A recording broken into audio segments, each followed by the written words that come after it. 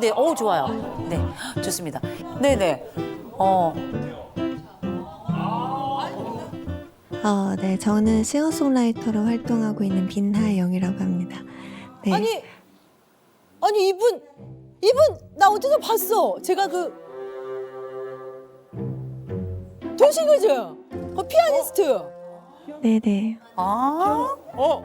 그래서 낯이 있구나. 그러세요? 오. 제가 이제 올해로 42이나 됐거든요. 네. 이제 올해로 42이나 됐거든요. 근데 아직도 저한테 이제 어머니께서 조금 과하게 이렇게 약간 예를 들면 그 한약 같은 거 먹일 때도 그냥 이거 챙겨 먹어 하고 파우치만 꺼내면 되는데 그거를 가위로 자르셔서 병에 담으셔서 제 집까지 배달해 주세요. 그거 파우치 뜯게 하는 것도 싫다고.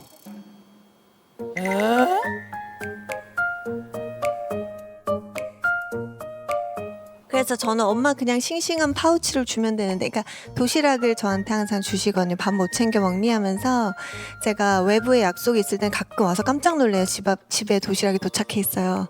부모님이 주신. 네. 어머니께서. 지금 독립은 하셨어요? 독립은 했습니다. 네. 내가 봤을 땐 잠시 그냥 떨어져만 있는 건데 네. 독립은 아닌 것 같아 이거.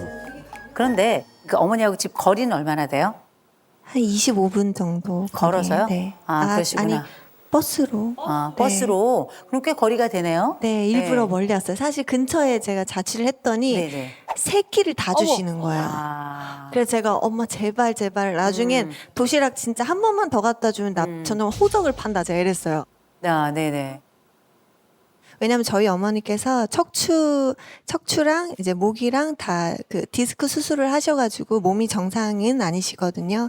근데도 일하시고 계셔서 힘드신데 버스 타고 걸어서 그거를 들고요? 네, 그걸 가지고 오시니까 저는 너무 자녀로서 별로 제가 어머니한테 늘 그래요. 어머니의 마음이 나쁜 게 아니라 엄마가 그렇게 가져오면 내가 속상해. 이렇게 말씀을 드리는데 어머니께서 이제 약간 먹이는 게 자신의 사랑이 이렇게 들어간다고 생각하시나 봐요. 그러면 엄마가 나를 살피고 조금 과하다 싶다 느꼈던 그 첫 번째 지점은 어떤 때였을까요? 그 연애를 하거나 그러면 남자친구 번호를 적고 나갔어야 돼요.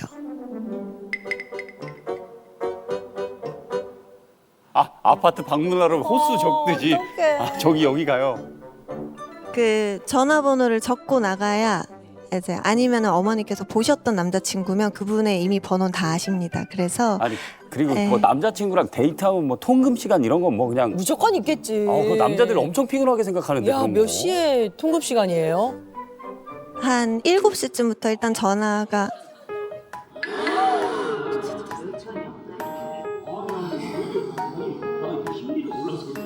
7시부터 우리 역사가 시작되는데. 그럼 아니 역사가 시작도 아니고 그건 네. 빌드업 하는 시간이야. 그때는 빌드업, 7시면 빌드업 들어가는 시간. 초저녁에.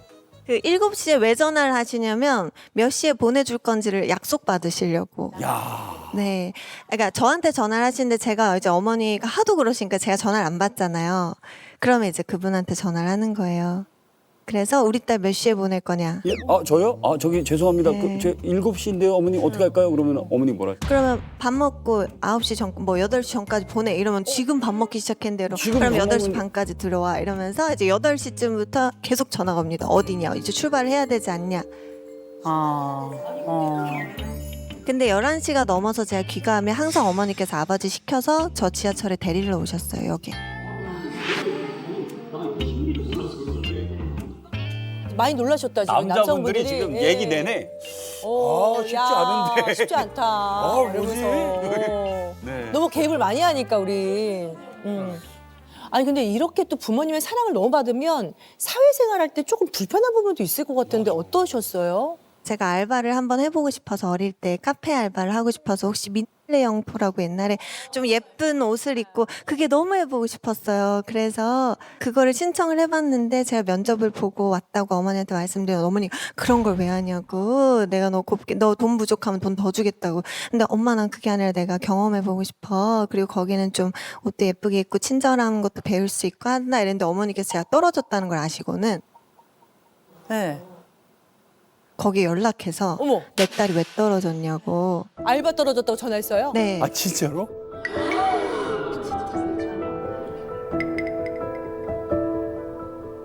그래요? 그래서 거기에서 하시는 얘기가 그분 기억난다. 음악 전공하셨죠? 이러면서 너무 곱게 자란 티가 나서 힘들어 할까 봐 못 뽑았다고 얘기하셨다고 어머니께서 어머니 통해서 저는 이유를 들었어요, 그때. 네네. 여기 어머니 혹시 계세요?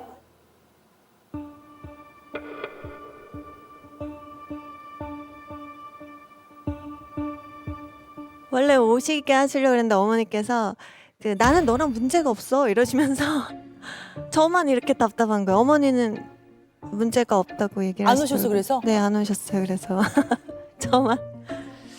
네. 일단 제가 말씀 들어볼 때는 일단 엄마에게는 이 딸이 기쁨이기도 하지만 트로피이기도 해요. 더군다나 우리 아이들 그 예체능 시켜본 분들은 아십니다. 저분은 돈으로 쌓아진 탑이에요. 네. 그건 뭐냐면 돈이 들어간다는 게 중요한 게 아니라 이 돈만 들여가는 직업이 아니고요. 어렸을 때부터 데려오고 데려가고 레슨 가고 그 선생님께 막 부탁해서 그 시간 맞추고 이런 모든 과정들을 저는 너무너무 잘 알고 있는 사람이기 때문에 이런 부분들에 엄마들이 가지고 있는 에너지가 얼마나 투여가 되는지 알거든요. 이걸 부모 투자라고 불러요. 부모 투자는 많으면 많을수록 여기에 대해서 내 영혼이 그만큼 들어갔다고 생각하시면 돼요. 내 청춘이 들어가고 그래서 내 딸이 나야. 그런 것 같아요.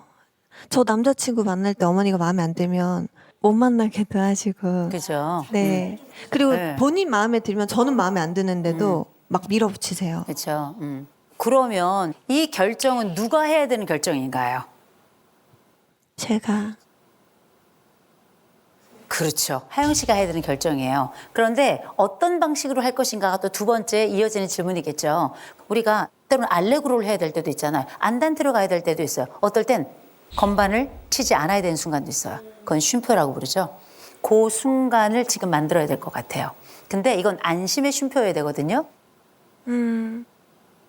새끼 다 도시락 싸서 보내주셨던 거 25분 거리 되니까 한 끼만 됐잖아요. 첫째, 더 멀리 이사 가세요. 네. 괜찮아요. 이건 어머니가 미워서가 아니라 이건 어머니도 독립해야 될 주제고 딸도 독립해야 될 주제가 맞고요. 그러니까 함께 독립해야 돼. 어머니 독립을 못 그럼 엄마도 못하셨어. 그렇게 둘 간의 인생을 독립적으로 따로따로 걱정 없이 살아가는 그러나 이 심정적인 협업은 함께하는 이런 관계를 좀 가면 어떨까 그런 생각을 해봅니다. 네, 감사합니다. 우리가 생각해보면 모성, 부성 큰 차이 없어요. 보통 아이들이 망가지는 데에는 모성과 부성의 합작품이에요. 아이를 망치는 엄마들, 그 파괴적 모성을 가지고 있는 사람들 5가지 유형이 있어요. 그 첫 번째 모성이 바로 거울 엄마형이에요. 거울 엄마, 아이가 거울 앞에 서요. 그러면 이 거울 앞에 누가 있는가? 엄마가 비춰진 경우가 있어요. 이걸 우리가 흔히 거울 엄마형이라고 부릅니다. 근데 이 거울 엄마형은 기본적으로 자기애가 충만한 사람이에요. 그래서 뭐라냐? 그 거울에 아이를 통해서 내가 잘 비추어지도록 그렇게 이 아이를 트로피처럼 쓰는 겁니다. 그래서 어떤 집이 있었냐면 애가 중학교 때 조금 공부를 했어요. 그래가지고 동네에서 똑똑한 애야 라고 소문 좀 났어. 이 아이가 고등학교를 갔어요. 그 특목고를 갔습니다. 근데 이 똑똑한 아이라고 알려졌던 애가 성적이 안 나오는 거야. 그래서 중간고사를 보죠. 애가 성적이 한 번이라도 혹은 조금이라도 떨어지죠. 그럼 이 엄마가 방에 들어가서 밥을 안 먹어. 밥을 안 먹고 씻지도 않고 자지도 않고 계속 울기만 해요. 이 아이가 좀 좋아지잖아? 다시 나와. 한껏 치장을 하고 가방을 사러 가고. 어머. 이게 뭐냐면 이 아이가 생각할 때는 내가 웃어야, 내가 빛나야 엄마가 웃어. 그러니까 이런 양태로 벌어지는 거예요. 근데 문제는 이 아이가 나중에 성인이 됐을 때 무슨 일이 벌어질까? 다른 사람들의 시선을 쳐다보느라고 자기는 없는 생애, 없는 삶을 살아가겠죠. 두 번째 엄마가 냉장고형 엄마예요. 냉장고 엄마라는 건 특징 있죠? 차가워. 냉정해요. 정서적으로는 도무지 터치가 안 되는 엄마들이 있어요. 정서적으로 터치가 안 되는 엄마들이 주로 쓰는 말 있죠. 남자애가 왜 울어? 너 계속 이렇게 징징 짜고 있을 거야? 네 목표에 집중해야지. 공감이 안 되죠. 공감이. 이런 메시지를 지속적으로 받고 있었던 사람들은 나중에 성인이 돼서 연애를 하잖아요. 마음은 어때? 괜찮아? 그러면 쩔쩔매요. 어떻게 대답해야 될 줄 몰라서. 이런 것들은 아주 오랫동안 누적되어서 반복적으로 하나의 이 틀을 만들어냅니다. 이런 거를 느끼는 방식 감정 스키마라고 불러요. 이런 감정 스키마가 딱 만들어지면 이 구조 속에서는 내가 대응을 할 수 있는데 이 구조 밖으로 나가면 전혀 대응을 하지 못하게 되겠죠. 냉장고형 모성 속에서 성장한 사람들의 10중 8구는 냉동인간 같습니다. 차가운 사람처럼 느껴져서 우리가 이 사람에게 정을 느끼지 못한다 느끼기 때문에 늘 버려지는 경험을 해요. 굉장히 안타깝다고 봐야 되겠죠. 이 엄마들 중에 파괴적 모성의 상징적인 예가 지뢰밭 엄마예요. 언제 밟아서 언제 터질 줄 몰라. 어떨 때는 불같이 화를 내요. 어떨 때는 말할 수 없이 차가워. 어떨 때는 너무 신이 나 있어. 종잡을 수가 없는 겁니다. 그래서 제 내담자 중엔 어떤 사람이 있었냐면 오피스텔 같이 생긴 곳에서 제가 이제 상담을 할 때가 있어요. 그러면 신발을 벗고 들어와야 되거든요. 근데 이 내담자는 들어올 때면 뭘 하냐면 신발이 바로 놓였는지 아닌지를 계속 보는 거예요. 제가 왜 이렇게 그 현관 앞에서 신발을 봅니까? 그랬더니 이 엄마가 신발을 화가 나면 신발을 막 벗어놓고 들어가고 기분이 좋을 때는 나란히 놓는 거예요. 그래서 이 엄마의 신발 상태를 보면 엄마의 감정을 알 수 있는 거죠. 그러면 이런 사람들은 나중에 성장해서 어떻게 크겠어요? 눈치 전문가로 크는 거예요. 다른 사람의 눈치를 보는 것뿐만 아니라 당연히 배우자의 눈치나 심지어 나중엔 아이들의 눈치까지 봐요. 그러니까 평생을 늘 불안 조마조마해 가며 그렇게 살아가니 인생이 공황이죠. 맞아. 그리고 우리가 생각해야 될 정말 파괴적인 모성 중에 하나가 있어요. 많이 아실 겁니다. 환자 엄마들이 있어요. 환자 엄마는 진짜 아픈 엄마가 아니라 아이를 환자로 만드는 엄마들이 있습니다. 이 엄마의 목적은 의식적이든 무의식적이든 딱 하나입니다. 이렇게 나는 이 아이를 돌보는 엄마야. 이건 뭐냐면 아픈 아이를 만들어내서 결국은 나라는 사람이 얼마나 중요한 모성을 보이는가라는 걸 보여주는 일종의 뮌하우젠이라고 하는 이게 약간 대리 방식으로 나 대신 그 아이를 돌보고 의사 대신 그 아이를 돌보게 만드는 이런 아주 복잡한 심리 구조를 가지고 있는 일종의 정신질환의 일환입니다. 엄마들 중에 혹은 아버지들 중에 이런 얘기 있죠. 너는 약해서 그거 못해. 너는 약해서 그거 하면 안 돼. 너 그거면 다치는 사람이야. 이렇게 키우는 분들이 있죠. 이거는 뮌하우젠의 아주 약한 수준의 스펙트럼이다. 이렇게 보시면 될 것 같아요. 이게 왜 중요하냐면 나는 뭘 해도 아픈 사람이고 어떤 것도 할 수 없는 사람이라고 느끼기 때문에 나중에는 어떻게 100% 모든 것을 엄마에게 의존하게 되고요. 심지어 이런 친구들은 대학에 가서도 제가 뭐 이런저런 일이 있어서 오늘 못 갔습니다. 혹은 못 갑니다. 엄마가 전화해. 대학교 4학년인데. 결국 이런 엄마는 늙어서도 마찬가지예요. 아이가 직장을 가더라도 똑같은 방식입니다. 과장님, 부장님, 사장님, 저희 아이가요. 아파서요, 약해서요, 병원에 가야 해서요. 그런데 이런 아이가 결혼할 수 있겠어요? 딸이건 아들이건 결혼할 수 있겠어요? 결혼합니다. 결혼해서 뭘 하는가? 사위하고 며느리가 들어오잖아요. 상관없어요. 그 모든 자리를 다 제치고 아이들의 병원 예약을 본인이 해요. 이런 상황들이 저는 상담 현장에서 꽤 있어요. 그 다음 유형은 우리나라에 꽤 많죠. 순교자 엄마. 엄마가 모든 것을 다해서 아이에게 희생을 해. 엄마 널 위해 모든 걸 걸었어. 엄마 널 위해 모든 걸 포기했어. 이거 정말 무서운 말이에요. 그럼 어떻게 해야 돼요? 엄마를 행복하게 해줘야 돼. 왜? 나는 빚을 졌으니까. 엄마의 인생을 걸고 엄마의 삶을 걸고 나는 엄마에게 빚진 자잖아요. 그러면 이런 채무감, 부채감이라는 게 늘 있는 거 아니에요. 더 중요한 부분을 잃고 있죠. 우린 분리가 불가능하다는 거. 이 부분을 제대로 떨구지 못하는 일명 심리학에서 말하는 분리, 개별화가 안 되는 거예요. 정상적인 성장과 정상적인 성숙이 다 어려워지게끔 일종의 막는 역할을 하게 되는 거죠. 결국 나중에는 무슨 일이 벌어지겠어요? 내가 엄마를 다 책임져야 되겠죠. 그래서 나중엔 역할 역전이 발생합니다. 역할이 바뀌는 거예요. 엄마가 나에게 해준 것을 빚을 평생 갚기 위해서 내가 엄마를 보호해주고 그 옆에 그림자처럼 마치 매니저처럼 그렇게 따라다니게 되겠죠. 그래서 기억하셔야 됩니다. 엄마가 했던 그 헌신과 그 과한 충성은 내가 요청한 게 아니었다는 걸. 그건 역시 엄마의 자기 기쁨이에요. 자기 만족, 자기 포만감을 가진 거 아니에요. 그걸로도 이 엄마는 자기 보상이 된 거예요. 그래서 내가 정한 효도를 내가 하세요.